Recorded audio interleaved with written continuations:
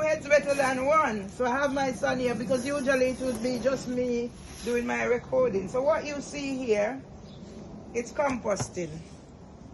And this compost bin has filled up this area. So I'm going to open.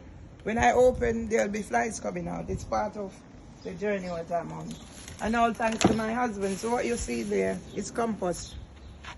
It will break down into actually natural soil that I use to fill up the garden. So I guess, oh, I can see a bee. Is that a bee? There it is. There's a bee inside there as well. There's flies, big flies, little flies. So this is my compost bin.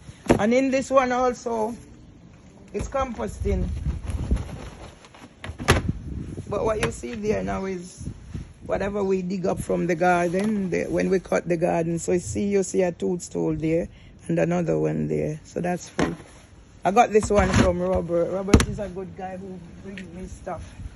So yes, people, I'm the little woman from Westmoreland, Jamaica, West Indies, following in the footsteps of my family out of St. Elizabeth and Westmoreland in doing what I do. And I was just privileged to meet Tom, who was also from Westmoreland and such a great person at farming, vegetable, flowers, the whole works. And my husband used to spend, my husband spent money on these things. He had his card at B&Q and all of that. So composting and doing the work. So this is also part of the composting, but I'm keeping that there. So this is Merveille Myers, your blogger from Alma Grove, sharing my learned skills with others, especially those who are reaching out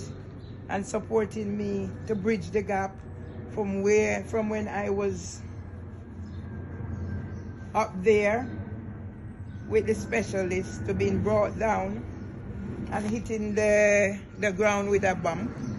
I'm here picking myself up. I've got my two sons here who will help with my transformation to going back to being the mother they know and not the one that I was forced to become.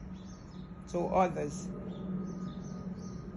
could use me for their own aims.